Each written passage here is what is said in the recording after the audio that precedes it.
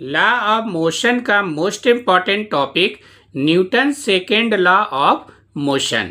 तो सबसे पहले आपको यहाँ पर linear momentum P equal to आपको फार्मूला याद रखना है, m में इंटू वी होता है, वेयर m आपका यहाँ पर मास ऑफ बॉडी हो जाएगा, v आपका यहाँ पर मूविंग वेलोसिटी होगा और p आपका यहाँ पर लीनियर मोमेंटम होगा। इसके बाद में हम यहाँ पर डिफ्रेंशिएट कर देंगे विथ रिस्पेक्ट टू आपका टाइम के। तो ये आपका dp अपॉन dt हो जाएगा। इधर आपका p का वैल्यू mb है तो mb p की जगह पर mb पुट कर देंगे तो d ओवर dt mb आ गया। m आपका यहाँ पर कांस्टेंट है तो m आप इंटू dv अपॉन dt। अब आपको यहाँ पर dv अपॉन dt जो है वो एक्सेलरेशन के इक्वल होता है, तो acceleration a equal to dv upon dt। इसी को हम यहाँ पर डेफिनेशन में भी बोलते हैं कि rate of change of velocity is called आपका एक्सेलरेशन। तो dv अपॉन dt की जगह पर हम a यहाँ पर पुट कर देंगे तो हमारा यहाँ पर फार्मूला हो जाएगा dp upon dt equal to आपका क्या होगा ma आ जाएगा। तो आपका यहाँ से इक्वेशन 2 आपका निकल के आ जाएगा, where a is the acceleration. इसके बाद में हम बात करेंगे according to Newton second law. तो ये आपको याद रखना है कि applied force is directly proportional to rate of change of momentum.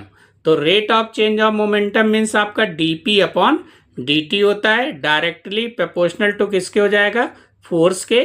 तो यही आपका यहाँ पर न्यूटन सेकेंड लॉ का डेफिनेशन भी आप इसमें लिख सकते हो। तो dp upon dt equal to आपका क्या था, ma था। तो dp अपॉन dt की जगह पर वैल्यू रिप्लेस कर देंगे तो यहाँ पर ma आ जाएगा। तो f directly proportional to ma हो जाएगा। प्रोपोर्शन का यहाँ पर साइन हटाएंगे तो उसकी जगह आपका k आ जाएगा। तो f equal to k into आपका ma हो जाएगा, वेयर k आपका यहाँ पर प्रोपोर्शनलिटी कांस्टेंट हो जाएगा और k इक्वल टू 1 पुट कर देंगे तो आपका f इक्वल टू ma। तो यहाँ से आपका न्यूटन सेकेंड लॉ का फार्मूला ड्राइव होके आ जाएगा। तो ये आपका प्रूव हो जाएगा। तो F इक्वल टू आपका फोर्स होता है, M आपका यहाँ पर मास हो जाएगा और A आपका यहाँ पर एक्सेलरेशन होगा।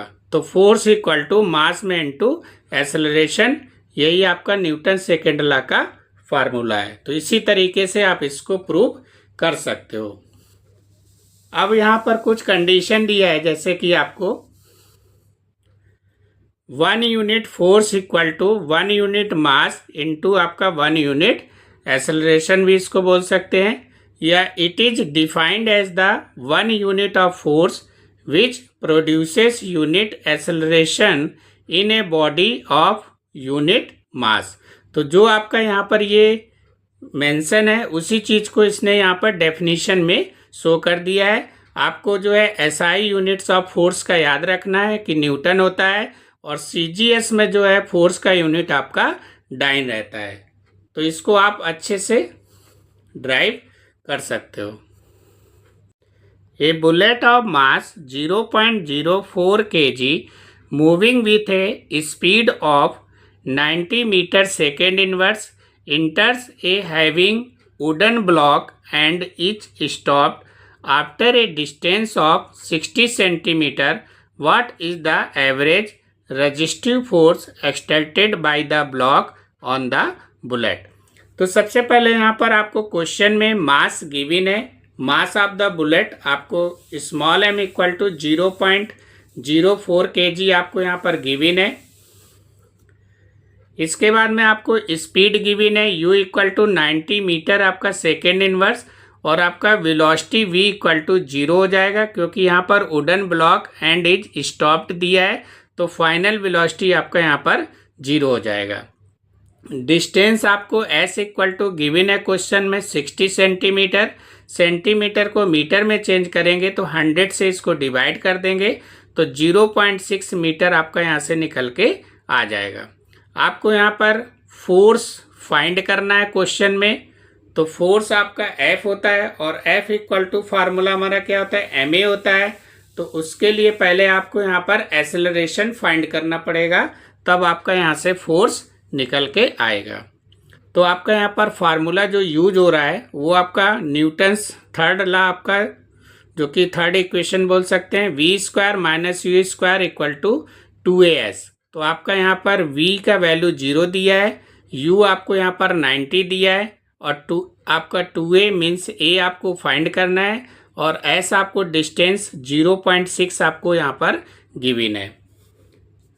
तो 90 का जो स्क्वायर होगा वो आपका 8100 हो जाएगा। इधर आपका 2a फाइंड करना है, इंटू आपका 0.6, तो a इक्वल टू निकालेंगे तो ये आपका 8100 अपॉन में 0.6 इंटू आपका 2 हो जाएगा। तो इसको हम यहाँ पर सॉल्व करेंगे